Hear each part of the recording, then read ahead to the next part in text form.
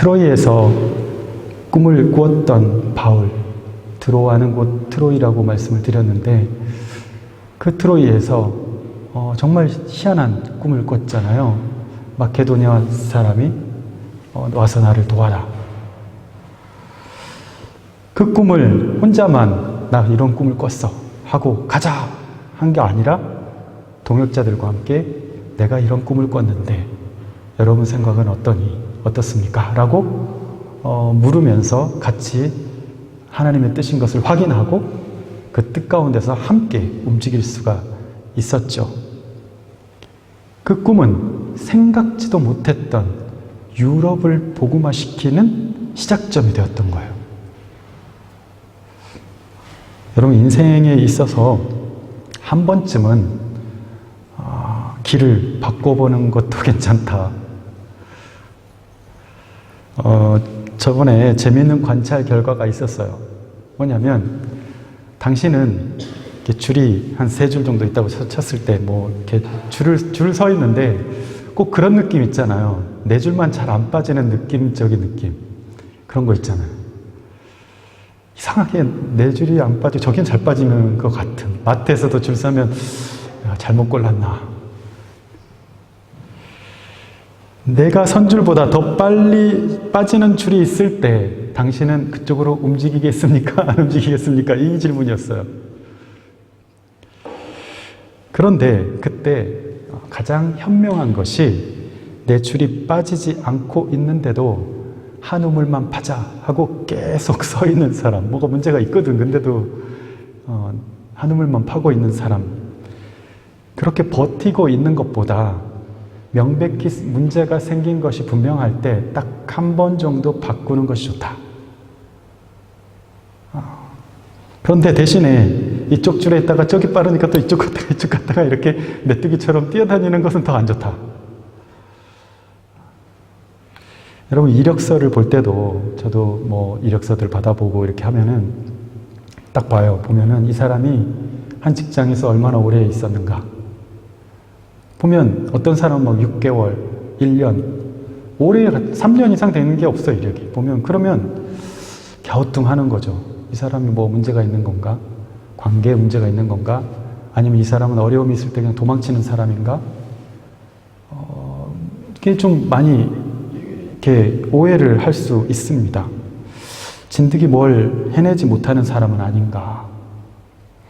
사실은 그 사람이 어떤 자기 잡을 찾지 못해서 자기 자리를 포지션을 찾지 못해서 딱 도전했는데 내 자리가 아니다. 그래서 그만두고 자기 자리를 찾아가는 과정이었을 수도 있죠. 분명히. 그렇지만 또 반대로 사람을 뽑는 입장에서는 또 다르게 생각할 수도 있다 하는 것입니다. 반대로 한 길을 오직하게 가고 있는 것은 숭고해 보이기는 하지만 때로는 맞지 않는 옷을 입고서 그래도 한번 선택한 것이니까 하고 끝까지 참고 견디면서 힘들어하면서 진짜 죽지 못해 내가 산다 그러고 그렇게 사는 것도 그다지 좋아 보이지 않는다. 여러분 어쩌면 바울에게 찾아온 이 기회는 생각도 안 했던, 내가 그쪽으로 갈 생각을 한 적이 없어. 그런데 바울에게는 딱 한 번 움직일 기회가 있었던 거죠. 그 기회는 자신의 명분과 그리고 공동체의 명분을 다 납득시킬 만한 그런 일이었어요. 너무나 생생하게도 마케도니아 사람이 나타나서 도와달라는 꿈을 꾼 거죠.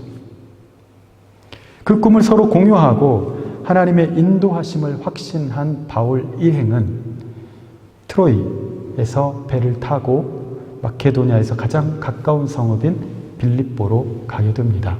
지난주 지도를 다시 한번 볼까요? 지금 보면 저 위쪽에 동그라미 2개가 있죠. 저 드로아라는 곳은 트로이 목마, 트로이 지역이고 지금의 터키 서부죠. 서북부에서 사모드락의 섬을 지나서 네아폴리에, 지금은 네아폴리라고 부르지 않고 카발라라고 부릅니다. 네아폴리에서 빌립보, 네아폴리와 빌립보는 약 16km 정도 떨어져 있습니다. 그리고 네아폴리는 빌립보 그 성을 위한 항구예요. 그래서 빌립보에 물자를 대거나 배로 뭔가를 할 때는 네아폴리를 통해서 가게 된 거죠. 그러니까 사도 바울이 유럽의 첫 도착교회, 지난주 제가 그림 보여줬던 것처럼 첫 도착교회가 바로 저 네아폴리, 카발라에 있습니다. 그리고 나서 빌립보로 향하여 가게 됩니다. 바울은 네아폴리에 도착해서 곧바로 로마가 건설해둔 에그나티아 대로라고, 여러분이 이제 그 그림 한번 또 보여주세요. 로마가 건설해 놓은 에그나티아 도로. 네, 이태리에서 건너 가장 가까운 쪽, 지금의 알바니아 지역에서 쭉 이렇게 이어서 어디까지 가냐면 이스탄불까지 이어져 가는 저 도로를 에그나티아 도로라고 합니다. 그 중에 중심이 되는 도시가 데살로니키, 우리가 아는 데살로니가와 그리고 빌립보였습니다. 그러니까 로마 사람들이 많이 거하는 성 중에 하나겠죠. 특별히 데살로니키와 빌립보는 중요한 거점이었지만, 빌립보 같은 경우는 사실은 알렉산더 대왕의 아버지 이름이 필리포스잖아요. 필리포스의 이름을 따서 필리피라고 도시 이름을 지은 거였는데, 우리는 빌립보라고 부르는 거고, 그런데 이 필리포를 로마는 퇴역 군인들, 전공을 세운 그 은퇴한 군인들을 죄다 다 빌립보에다가 영지를 주고 집을 주고 거기서 살도록 해서 주로 퇴역 군인들이 이 빌립보에서 많이 살았다고 해요. 그런 도시였다. 즉 로마의 향기가 아주 진한 곳이죠. 찐 로마 사람들이 와서 살고 있는 그 그리스 지역, 마케도니아 지역에서도 그런 성읍이었다라는 것을 알 수가 있습니다. 그러니 이 빌립보에 가는 것은 어쩌면 바울이 익숙했던 이쪽 터키 지역에 있는 이 지역을 돌아다니는 것보다는, 거기서 전도를 하는 것보다는 더 담력이 필요한 일이었습니다. 처음 가보는 땅에 아마 어쩌면 이거 환상을 봤기 때문에 이 환상에 또 힘이라는 게 있잖아요. 이 좀 특별한 일을 우리가 경험하면 그거 믿고 또 한번 해보는 그런 게 있잖아. 그런데 그런 기대감도 있지만 또 두려움도 있었을 거고요. 과연 무슨 일이 일어날까? 그 환상은 무슨 뜻이었을까? 그렇게 바울이 빌립보 성에 16km를 걸어서 갔든지 네아폴리에서 걸어갔겠죠. 여기서 여러분이 중요하게 알아야 되는 것은 뭐냐면, 바울이 선교하는 방식에 대해서 여러분들이 알아둬야 되는 건데, 바울은 철저히 맨 땅에 가서 막 아무나 데리고 예수 믿으세요, 불신지옥 막 이렇게 하지 않았고요. 유대인 회당을 철저히 찾아들어요. 항상 그 도시에 가면 유대인 회당부터 찾아가요.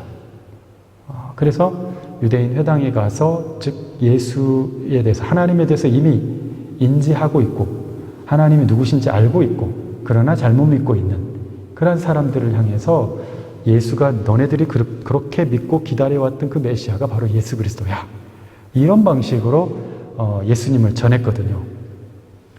근데 문제는 뭐냐면, 유대인 회당을, 빌립보 성을 또 막 돌아다니면서도 찾아봐도 회당이 없어.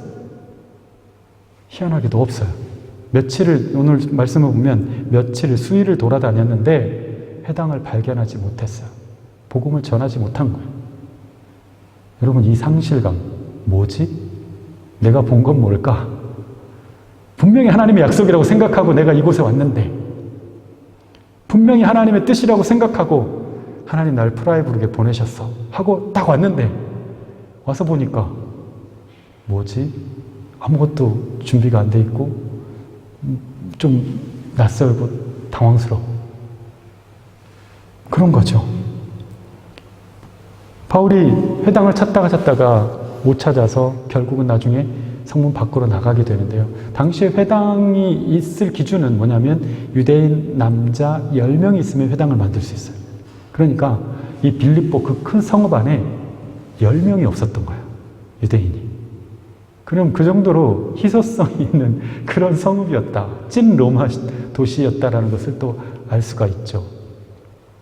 그래서 오늘 본문 12절을 보면 바울 일행이 수일 동안 빌립보 성을 돌아다녔지만 결국 복음을 전하지 못하고 안식일이 되니까 성 밖으로 나가게 됩니다. 12절 말씀 다시 한 번만 읽겠습니다. 시작. 거기서 빌립보에 이르니 이는 마게도냐 지방의 첫 성이요 또 로마의 식민지라. 이 성에서 수일을 유하다가. 여기서 우리는 이제 하나님의 뜻이 무엇인가? 우리 항상 그게 궁금하다고 얘기하잖아요. 하나님의 뜻을 알려주십시오. 밤과 아침에 계시로 보여주사. 밤과 아침에 말씀을 볼 때마다 맞아, 너 여기 온 거 맞아. 내가 너 여기 가게 하는 거 맞아. 아멘, 아멘. 뭐 이러고 왔단 말이에요. 사모드락의 섬을 지나서 막 그렇게 왔단 말이에요. 그래서 주님의 뜻이 맞구나 그랬는데 막상 와보니까 아무도 못 만나고 유대인은커녕 회당조차가 없어. 이런 상황인 거죠. 그러면 우리는 아마도 내가 본 것을 의심하게 될 거예요.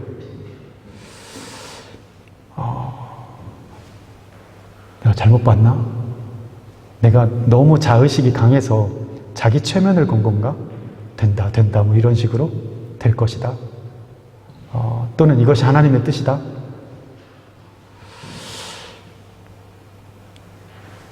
(12절과) 13절 사이에는요 그 수일 동안의 난감한 시간이 담겨져 있는 거예요.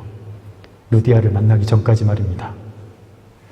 어쩌면 하나님이 빌립보 성에서 어떤 일을 하실까 하는 기대감과 내게 붙여주신 사람에게 열정을 다하리라는 그 적극적인 마음, 이게 다 누그러질 때, 즉 그런 거 있잖아요. 정말 의욕이 앞서는 타자에게 야, 힘 빼. 뭐 노래 부르는 사람들도 힘을 빼. 아니 힘을 딱 잡아야 뭘 할 것 같은데 힘 빼래. 이해가 안 되죠. 처음 하는 사람들은. 나 좀 열심히 잘할 수 있다고 그러는데 아니 힘 빼. 너 힘 많이 들어갔어. 힘을 빼라는 거예요. 아마도 지금 바울이 열정적으로 왔는데 하나님이 힘을 쭉 빼놓으신 거예요. 그리고 나서 여기서 할 게 없네. 안식일이니까 어디 기도할 데는 없을까? 하고 그 빌립보 성읍이 엄청 찐 로마니까 얼마나 화려하고 타락하고 그런 도시겠어요.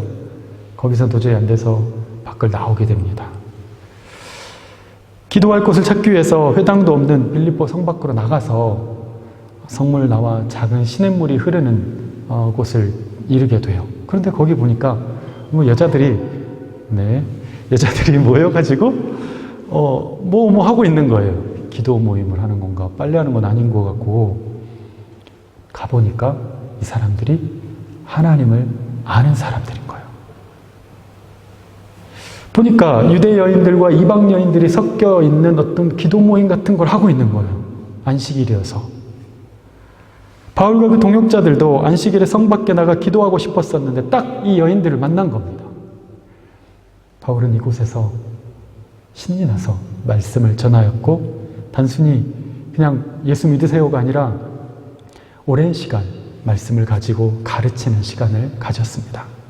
그런데 그 중에 한 사람 루디아라는 여인이 성령의 감동을 받고 회심을 하게 돼요. 첫 열매가 된 거죠. 첫 열매. 14절 말씀 한 번 더 읽겠습니다. 14절 시작. 두아디라 시에 있는 자색 옷감 장사로서 하나님을 섬기는 루디아라 하는 한 여자가 말을 듣고 있을 때에 주께서 그 마음을 열어 바울의 말을 따르게 하신지라. 아멘. 루디아는 당시 아시아 지역이었던 아까 드로아 있었잖아요. 드로아에서 약간 동쪽에 있는 두아디라라는 곳의 사람이었어요. 그래서 두아디라 지방의 루디아라는 이름 자체도 그 지역 이름이라는 얘기도 있는데 두아디아 지방 사람이었어요. 게다가 자주색 옷감을 파는 사람이었어요. 여러분이 명화 같은 것을 보면, 여러분이 명화를 볼 때 해석할 때 저 사람이 자주색 옷을 입고 있나 파란색 옷을 입고 있나 성화를 보면 다 그 의미가 다르거든요. 손가락도 위치가 다르고 또 그 자세에도 그게 다 의미가 있는 거거든요. 마찬가지로 자주색은요, 귀족들이나 어떤 고귀한 사람을 그릴 때 그 사람 옷에 자주색을 입힙니다. 자주색 천을 입히고. 그러면 루디아는 그런 고급 천을, 옷감을 다루는 그런 상인이었다고 봤을 때 고관들을 상대하는 그런 상인이었다는 것을 알 수가 있죠. 그곳에서 루디아는 바울의 말을 따라 세례를 받았습니다. 자신뿐 아니라 온 가족이 다 나와서 세례를 받았어요. 15절 같이 한번 읽겠습니다. 15절 시작. 그와 그 집이 다 세례를 받고 우리에게 청하여 이르되 만일 나를 주 믿는 자로 알거든 내 집에 들어와 유하라 하고 강권하여 머물게 하니라. 아멘. 여러분, 이 루디아의 만남, 첫 열매의 만남, 큰 꿈과 비전과 하나님이 인도하신 게 분명하다고 했던 그곳에서는 완전히 허탕. 아무것도 없어. 아무것도 없어. 한 사람도 만나지 못하고 단 한 사람의 우호적인 사람을 만나지 못했었는데 모든 것을 단념하고 하나님께 기도할 곳을 지친 마음으로, 실패한 마음으로 찾아 나선 그 길에서 하나님께서 예비해 두신 사람을 만나게 된 겁니다. 그곳에서 루디아에게 세례를 베풀 때 바울은 얼마나 감사했을까요? 루디아가 세례받은 곳을 보면요, 사진 한번 올려주실래요? 가보니까 여기 저 정도 폭입니다. 한 8m 정도 될까요? 근데 여기서 딱 내려가면 들어가 보진 않았어요. 그런데 딱 봐도 한 이 정도는 찰 것 같더라고요. 갑자기 훅 들어가게끔 돼 있어. 바로 저곳에서 루디아를 세례를 주었을 텐데 완전히 몸을 담그기에도 충분한 정도의 곳이었습니다. 바울이 실패한 것처럼 보였던 유럽의 첫 성읍 전도가 생각지도 않은 곳에서 만난 여인 루디아를 통하여서 하나님의 인도하심을 이루게 된 것입니다. 루디아와 그 가족들은 모두 나와 세례를 받고 자신의 집을 기도처로 개방하고 그곳에서 예배를 드리기 시작해요. 여러분, 빌립보 교회의 시작은 바로 루디아의 집이었어요. 놀랍죠? 바로 유럽 교회가 바로 그곳에서 시작된 거예요. 유럽 교회가. 루디아 교회 한번 볼까요? 그 앞에 이제 교회 건물이 있어요. 저렇게 지어져 있습니다. 정교회, 그리스나 동유럽의 정교회 건물들을 보면 이제 대체로 저렇게 생겼는데요. 저쪽에 보면 이쪽에는 사도 바울 그림이 있고 이쪽에는 이제 루디아 그림인데, 루디아 그림 한번 볼까요? 저렇게. 뒤에 있는 그림은 당시 빌립보의 그 얼마나 화려했던지 그런 어떤 모습을 보일 수 있고요. 그 세례받은 강물과 함께 루디아가 저렇게 있습니다. 정교회나 또 카톨릭 같은 데서는 성인 반열로 올려서 숭배하고 있죠. 여러분, 유럽에 있잖아요, 우리가. 이 루디아의 집에서부터 퍼진 거예요. 여기까지 온 거예요. 이 사건은 역사적인 사건이 되었습니다. 루디아의 집을 시작으로 유럽의 전도가 시작되었기 때문입니다. 한 사람의 꿈이 온 대륙을 변화시키고 온 세계를 변화시키는 꿈이 되었습니다. 그리고 루디아라는 첫 열매가 얼마나 큰 일의 시작이었는지 사도 바울은 당시는 알지 못했을 거예요. 단지 그냥 평범하게 한 사람을 만나서 또 회심을 시킨 것 뿐이었어요. 그런데 그 한 사람은 한 사람이 아니었어요. 여러분, 오늘 우리도 마찬가지입니다. 첫 열매는 소소할 수 있어요. 그러나 그 작은 시작이 얼마나 큰 열매로 커질지, 하나님이 나에게 맛보게 하신 이 작은 것 하나가 얼마나 큰 일을 이루는 씨앗이 될지, 마중물이 될지 우리는 알 수 없습니다. 얼마나 많은 가지로 뻗어나가는 나무가 될지 알지 못해요. 그러나 우리는 두 가지를 믿어야 합니다. 하나는 바로 지금 내가 하나님의 부르심과 인도하심에 따라 여기 와 있는 것이다. 아멘. 또 하나, 하나님은 분명 나를 실망시키지 않으시고 열매를 맛보게 할 것이다. 여러분, 하나님이 예비한 것이 있다는 믿음을 가지시길 바랍니다. 우리 따라해 보십시다. 하나님이 날 위해 예비한 것이 있습니다. 예비한 것이 있습니다.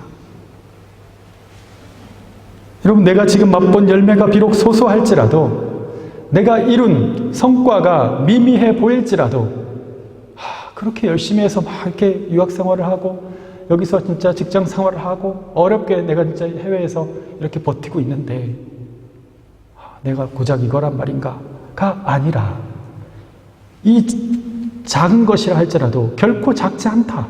작지 않다. 왜? 그것은 하나님께서 주신 것이기 때문에 그렇습니다. 겨자씨를 생각해 보십시오. 세상의 가장 작은 씨앗 같아도 그것이 자라 열매를 맺을 때 새들도 와서 쉬어가고 사람도 그 밑에서 쉬어갈 수 있는 나무가 되는 것입니다. 마태복음 2장 6절에 이름 없는 작은 도시 베들레헴에게 너는 결코 작지 아니하도다 말씀합니다. 그곳에서 메시아이신 예수 그리스도가 태어나는 곳이 되기 때문에 그렇습니다. 여러분, 장차의 일을 우리는 알 수 없습니다. 그러니 너무 실망하지 마십시오. 지금 내가 이룬 것이 너무 초라하지는 않나, 이것 가지고 무엇을 할 수 있을까 생각하지 마십시오. 지금 내가 이룬 것이 하나님의 계획 안에 있다는 것을 믿으십시오. 하나님이 내 인생을 주도하고 계시고 지금도 이끌고 계시다는 것을 잊지 마십시오.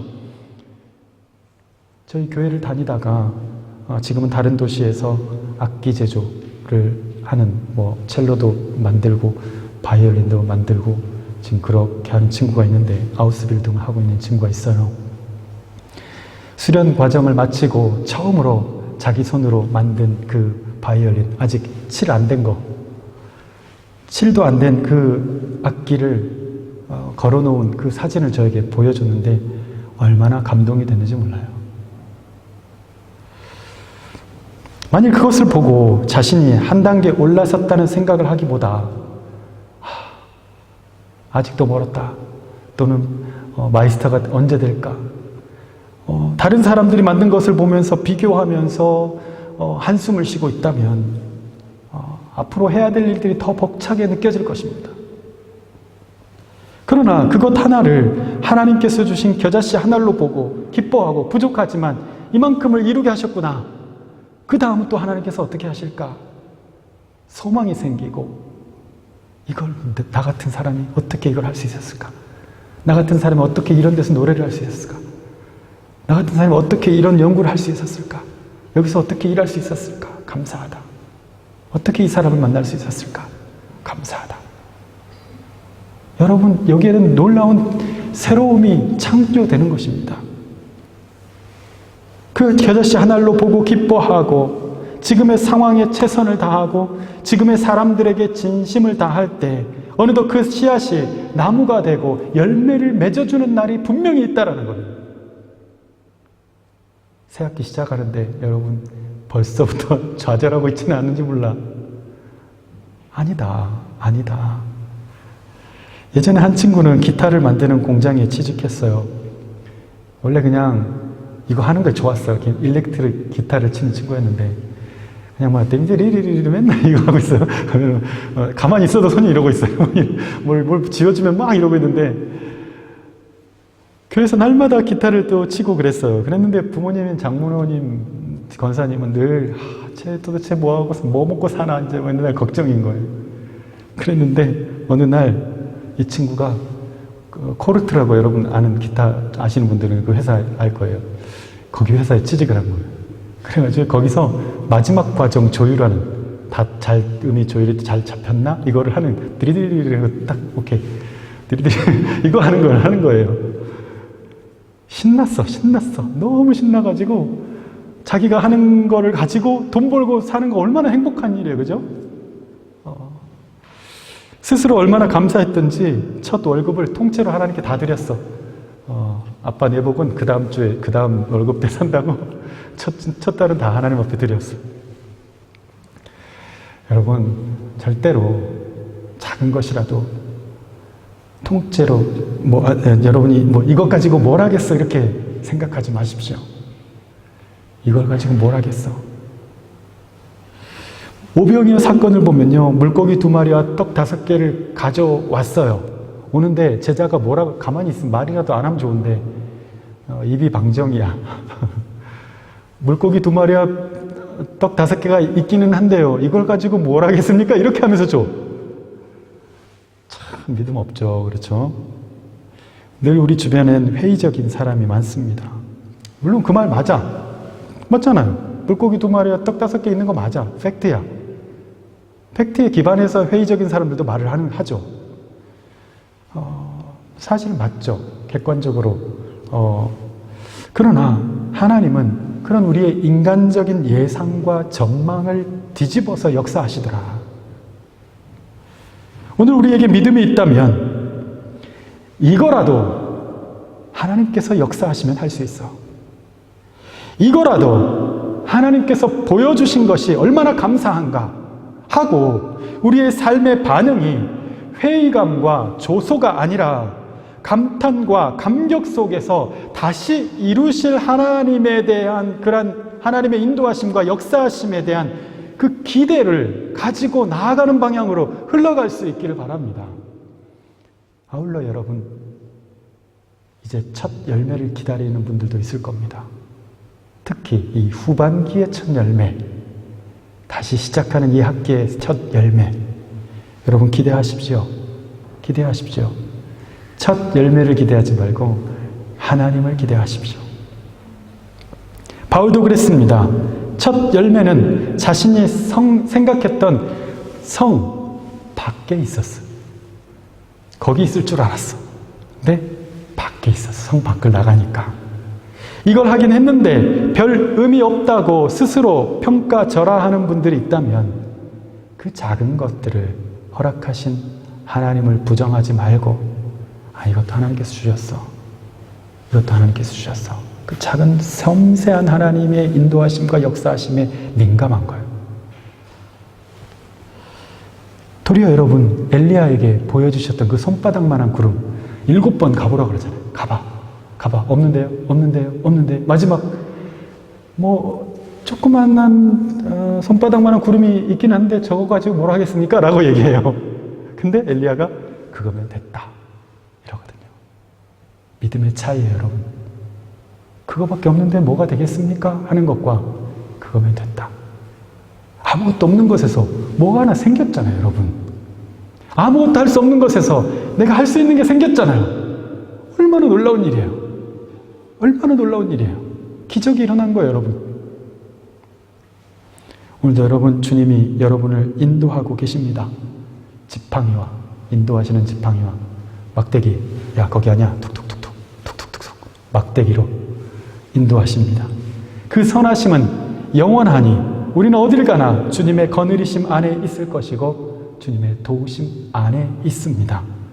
주님께서 새롭게 시작한 것에 대한 소망을 잃지 않고 여러분 다시 첫 열매를 기대하십시오.